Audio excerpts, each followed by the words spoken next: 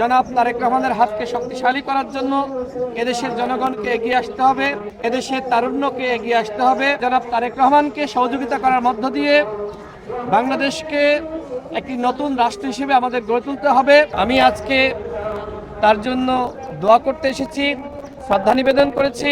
আমরা যদি এই রাষ্ট্র সুন্দরভাবে গঠন করতে পারি, এই রাষ্ট্রে যদি আমরা ন্যায় বিচার, সাম্য, মানবিক মর্যাদা আমরা প্রতিষ্ঠা করতে পারি, তাহলেই আমি মনে করি সাবেক প্রধানমন্ত্রী দেশনেত্রী বেগম খালেদা জিয়ার আত্মা শান্তি পাবে। আল্লাহ রাব্বুল আলামিন যেন তার সমস্ত ভুলভ্রান্তি ক্ষমা করে দেন এবং জান্নাতবাসী করেন।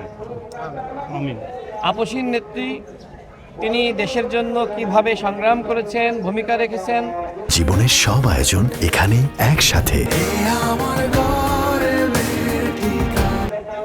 বাংলাদেশের মানুষ জানে, তার জানা যায় যেভাবে মানুষ স্বতঃস্ফূর্তভাবে অংশ নিয়েছে, শুধুমাত্র বাংলাদেশের ইতিহাসেই নয়, আমি মনে করি পৃথিবীর ইতিহাসে এত বড় জানাজা আমরা আগে কখনো দেখি নাই।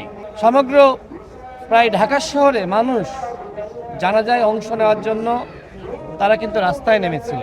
অর্থাৎ আপসীন নেত্রীর প্রতি মানুষের যে ভালোবাসা, এই ভালোবাসা আমরা দেখেছি। তিনি আধিপত্যবাদ এবং আগ্রাসনের বিরুদ্ধে লড়াই করেছেন, তিনি ফ্যাসিবাদের বিরুদ্ধে লড়াই করেছেন। কখনোই তিনি আপোষকামী ছিলেন না। যদি তিনি আপোষ করতেন তাহলে এইভাবে তিনি দীর্ঘ সময় কারারুদ্ধ থাকতেন না এবং অসুস্থ হয়ে এইভাবে আমাদের ছেড়ে বিদায় নিতেন না।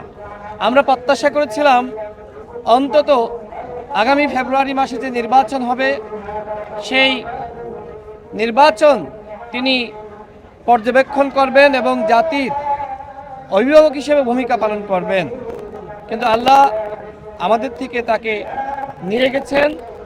আমি আজকে তার জন্য দোয়া করতে এসেছি, শ্রদ্ধা নিবেদন করেছি।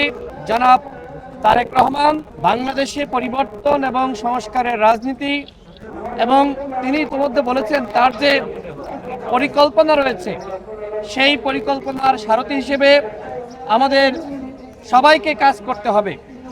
আমরা যদি এই রাষ্ট্র সুন্দরভাবে গঠন করতে পারি, এই রাষ্ট্রে যদি আমরা ন্যায় বিচার, সাম্য, মানবিক মর্যাদা আমরা প্রতিষ্ঠা করতে পারি, তাহলেই আমি মনে করি সাবেক প্রধানমন্ত্রী দেশনেত্রী বেগম খালেদা জিয়ার আত্মা শান্তি পাবে।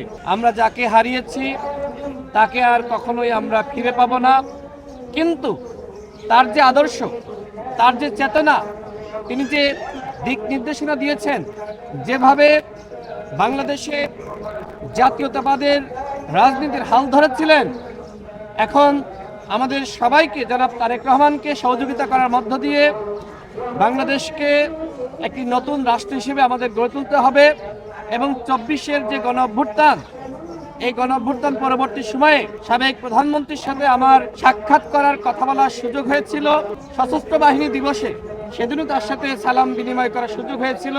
এই স্মৃতি আমি আজীবন ভুলব না, এবং তার যে আদর্শ ছিল সেই আদর্শ ধারণ করে বাংলাদেশে যিনি সংস্কারের কথা বলছেন, পরিবর্তনের রাজনীতি করছেন, এবং তার যে পরিকল্পনা, সেই পরিকল্পনা বাস্তবায়নে জনাব তারেক রহমানের হাতকে শক্তিশালী করার জন্য এদেশের জনগণকে এগিয়ে আসতে হবে, এদেশের তারুণ্যকে এগিয়ে আসতে হবে।